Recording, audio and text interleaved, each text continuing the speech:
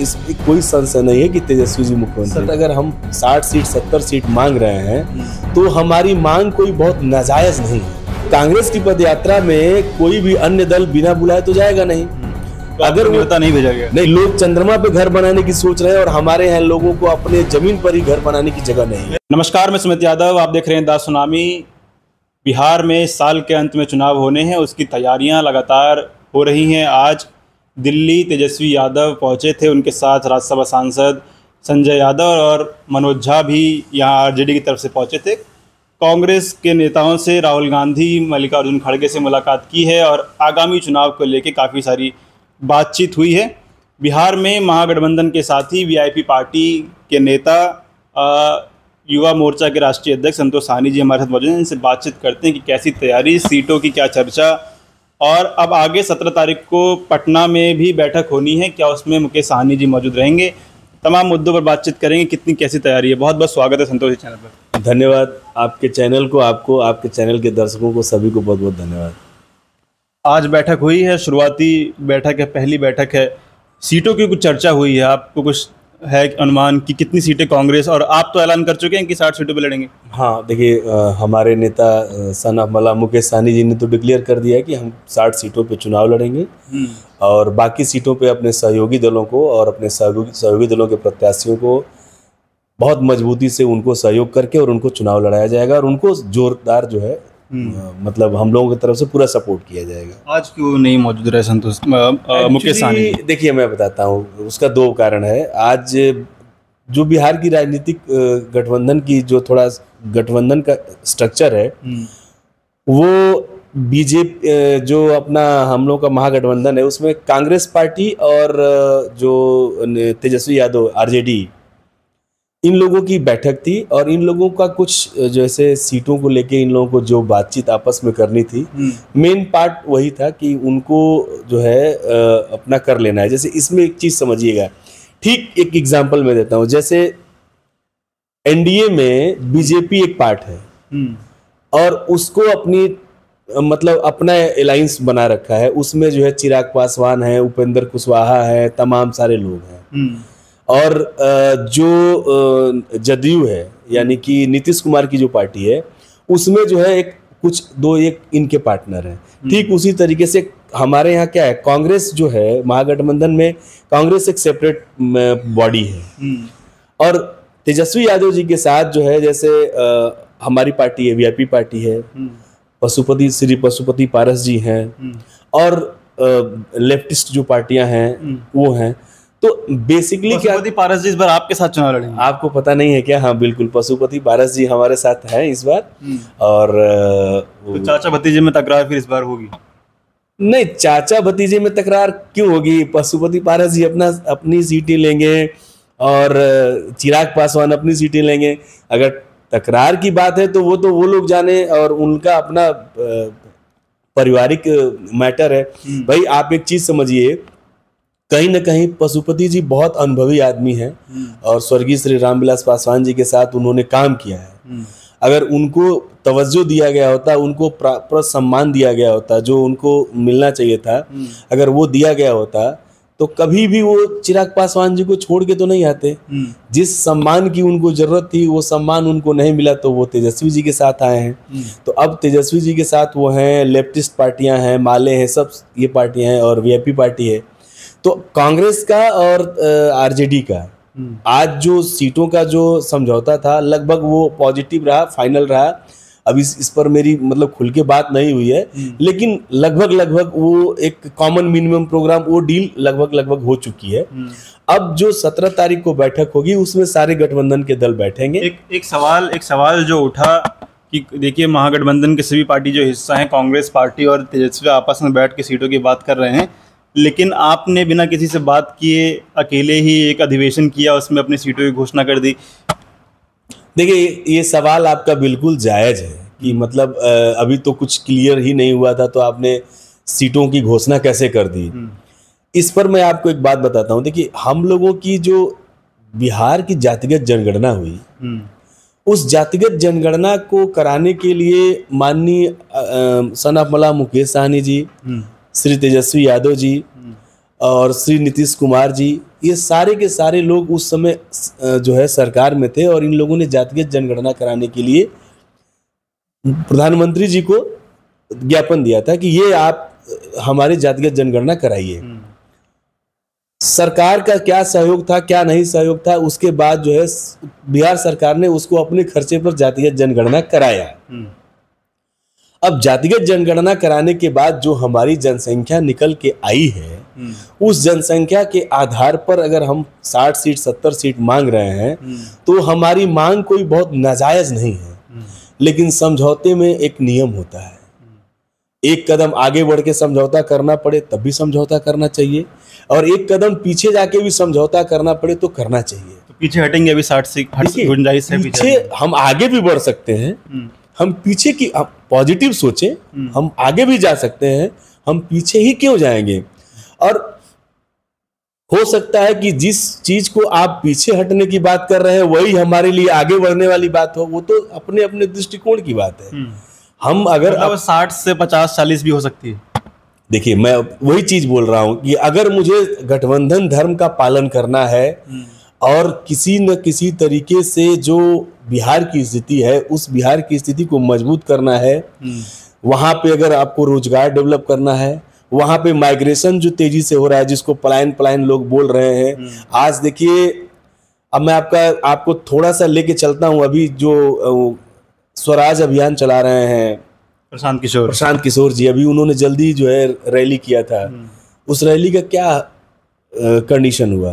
कह रहे हैं कि प्रशासन ने नहीं आने दिया, 3 लाख लोगों को जो है पुलिस प्रशासन ने रोक लिया। अगर 3 लाख बहुत भीड़ आ रही थी, 3 लाख लोगों को अगर भीड़ कहीं रोकी होगी तो वो 3 लाख लोगों के में से किसी के पास तो फोन होगा ना, वीडियो तो दिखाएगा कि हम यहाँ पे हैं, फंसे हुए हैं। कोई वीडियो आया क्या आपके पास? कह रहे हैं सरकार ने रोक लिया आने से। भाई अच्छा तो ठीक है, कहीं तो रोका होगा उन लोगों को, ऐसा तो है ना कि घर में ही सबको नजरबंद कर दिया।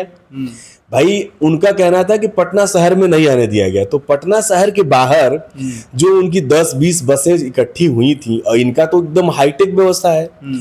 आप लॉजिकल बात सोचिए कि कहीं अगर 10 बस के लोग इकट्ठे होते हैं तो किसी के हाथ में तो एंड्रॉइड फोन होगा जो सोशल मीडिया चला के वीडियो बना देगा कि हमारे इतने सारे लोग पटना स्वराज अभियान में जाना चाह रहे हैं और हम लोग पहुंच नहीं पा रहे हैं। कोई भी एक सिंगल वीडियो आप बता दीजिए उस दिन आया?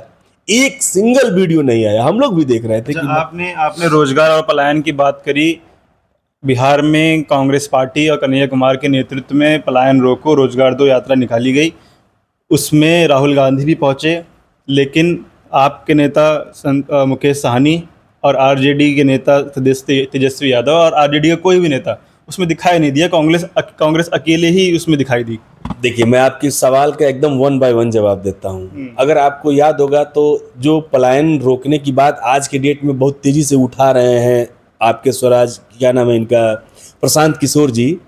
ये प्रशांत किशोर जी 2014 में बीजेपी के साथ थे और बीजेपी ने केंद्र में सरकार बनाई। क्या उस समय इनको पलायन का याद नहीं आया कि बिहार में पलायन हो रहा है? उसके बाद नीतीश कुमार जी को और श्री लालू जी को इकट्ठा करके ये बिहार में सरकार बनवाए। उस समय इनको पलायन नहीं याद आ रहा था, एक बार भी इनके शब्द से पलायन निकला। आज ये पलायन की बात कर रहे हैं। अब एक बात इनकी कंप्लीट हो गई, इनका जो पलायन बात ये घुमा रहे हैं सिर्फ बिहार की जनता और बिहार के मासूम लोगों को ये मूर्ख बनाने का काम कर रहे हैं, पहली बात। अब मैं आपकी बात करता हूं राहुल जी की और कन्हैया जी की। आपको ध्यान होगा कि जिस समय यूपीए 1 की गवर्नमेंट थी और माननीय स्वर्गीय मनमोहन सिंह जी प्रधानमंत्री थे इस देश के, तो बिहार से और गोरखपुर तक या लखनऊ तक ट्रेन से यात्रा किए थे श्री राहुल गांधी जी। आपको ध्यान नहीं होगा तो आप इसको याद करिएगा, मुझे याद है इस बात को। वो ट्रेन से यात्रा किए थे और ट्रेन में लोगों को साथ स्लीपर में बैठकर वो आए, सिर्फ ये समझने के लिए कि आप लोग जा कहाँ रहे हैं, दिल्ली जा रहे हैं, मुंबई जा रहे हैं, कहाँ जा रहे हैं, क्यों जा रहे हैं। ये उस पलायन को समझने और उस पलायन को रोकने की तैयारी उस समय भी उनके दिमाग में थी। कन्हैया कुमार जी को लेके वो यात्रा किए हैं, ये बिल्कुल सही है। उस पर बिहार के हर नेता काम कर रहा है। एक बात ये राहुल जी की, कन्हैया जी की बात कंप्लीट हो गई। अब मैं सन ऑफ मल्लाह मुकेश सहनी जी की बात पर आता हूँ। आपको पता होगा कि सन ऑफ मल्लाह मुकेश सहनी जी जिस समय लोग अपने माँ बाप के साथ जो रहने का समय होता है वो बचपन में ही मुंबई चले गए और बहुत कम उम्र में मुंबई जाके और बहुत कठिन परिश्रम के साथ काम किए और लोगों को वहाँ पर मतलब लोगों के बीच में वहाँ पर एक बहुत अपनी बड़ी शख्सियत तैयार कर लिए, एक बड़ा बिजनेस एम्पायर खड़ा करना और हिंदी सिनेमा जगत में उन्होंने अपना एक स्थान बना लिया था। उनका मुख्य काम था फिल्मी सेट तैयार करना। इसमें बहुत सारी हिट फिल्मों के सुपर हिट फिल्मों के उन्होंने सेट तैयार किए और जब वो वहाँ कामयाब हो गए फिर बिहार जब वापस आके आए तो उन्होंने देखा कि बिहार में हम जैसे छोड़ के गए थे वैसे ही स्थिति है। तो आज उसी बिहार को सुदृढ़ करने के लिए वो खुद पलायन किए थे और वापस आके उसी पद्धति पे काम कर रहे हैं। उनका एक स्टेटमेंट है, आप हमेशा सुनिएगा इस बात को, हमेशा सना मला मुकेश सहनी जी बोलते हैं कि लोग चंद्रमा पे घर बनाने की सोच रहे हैं और हमारे यहाँ लोगों को अपने जमीन पर ही घर बनाने की जगह नहीं है। मेरा सवाल ये था कि इस यात्रा में जो इतनी बड़ी यात्रा निकाली कांग्रेस पार्टी ने, उसमें महागठबंधन के किसी सहयोगी ने हिस्सेदारी क्यों नहीं ली? नहीं, एक चीज मैं आपको क्लियर कर देता हूँ। देखिए ये दो बातें हैं। सबसे पहली बात तो कि कांग्रेस का वो व्यक्तिगत वो गठबंधन का प्रोग्राम नहीं था। वो पद यात्रा जो थी वो महागठबंधन की नहीं थी, वो कांग्रेस की पद यात्रा थी। तो कांग्रेस की पद यात्रा में कोई भी अन्य दल बिना बुलाए तो जाएगा नहीं। तो अगर न्योता नहीं भेजा गया? नहीं, न्योता का मतलब कि आपका व्यक्तिगत अगर प्रोग्राम है, वो व्यक्तिगत आपका वो पद यात्रा है तो मैं कैसे जा सकता हूँ भाई? हमारे व्यक्तिगत पद यात्रा राहुल गांधी की न्याय यात्रा में तेजस्वी गए थे, सवाल इसलिए भी है। राहुल गांधी की न्याय यात्रा में अखिलेश भी गए थे, विपक्ष के तमाम नेता गए थे। तो आप ये कह रहे हैं कि आपको निमंत्रण ही नहीं भेजा गया? नहीं, मैं आपको बताता हूँ। देखिए न्याय यात्रा एक दूसरा विषय था, न्याय यात्रा एक दूसरी चीज थी। ये पद यात्रा थी और ये 2 दिन का प्रोग्राम था और इस 2 दिन के प्रोग्राम में चूंकि वो केवल व्यक्तिगत रूप से राहुल जी का और कन्हैया जी का प्रोग्राम था, कांग्रेस पार्टी का प्रोग्राम था, तो कांग्रेस पार्टी हो सकता है कांग्रेस पार्टी उस न्याय यात्रा को या पदयात्रा को करके ये देखना चाहती हो कि हम कितना स्ट्रेंथ में हैं। महागठबंधन को इसका फायदा होगा आगे चुनाव में? हाँ बिल्कुल होगा, क्यों नहीं होगा। देखिए गठबंधन को फायदा तो होगा, इसलिए फायदा होगा। देखिए जो बात उनके साथ चलने वाले लोग कौन थे? उनके साथ चलने वाले लोग स्टूडेंट थे और स्टूडेंटों के साथ बिहार सरकार ने अभी क्या किया है आपसे छुपा हुआ नहीं है।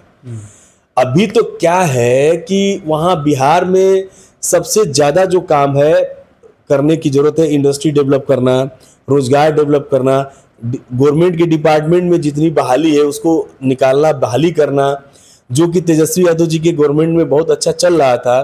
तो सबकी कोशिश यही है कि जब भी नई गवर्नमेंट बनेगी, जो कि इस साल बनी जाएगी, तो नई गवर्नमेंट बनेगी, तेजस्वी जी चीफ मिनिस्टर बनते हैं, उसमें जो है हम लोग सत्ता में भागीदारी करेंगे और निश्चित रूप से जो सबसे बेहतर प्रयास है कि जितनी नौकरियां इन लोगों ने होल्ड करके रखी हैं उतनी सब बहाली की जाएंगी। आप कह रहे हैं कि तेजस्वी चीफ मिनिस्टर बनेंगे, लेकिन आज मीडिया से बातचीत करने के दौरान उन्होंने कहा कि अभी कुछ तय नहीं है कि मुख्यमंत्री का चेहरा कौन होगा। देखिए ये मैं फिर वही बोल रहा हूँ, अलायंस में एक वे ऑफ टॉकिंग की का जो है एक भाषा होती है। तेजस्वी जी नहीं कहेंगे कि मैं ही चेहरा हूँ।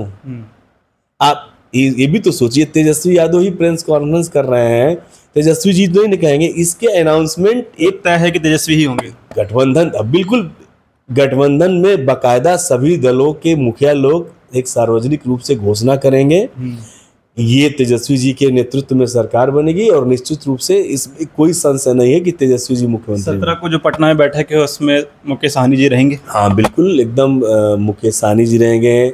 सना वाला मुकेश सहनी वीआईपी को प्रतिनिधित्व करेंगे, लेफ्टिस्ट पार्टियां रहेंगी, श्री पशुपति पारसनाथ, सारी पार्टी के लीडर्स रहेंगे। बिल्कुल सारे लोग रहेंगे।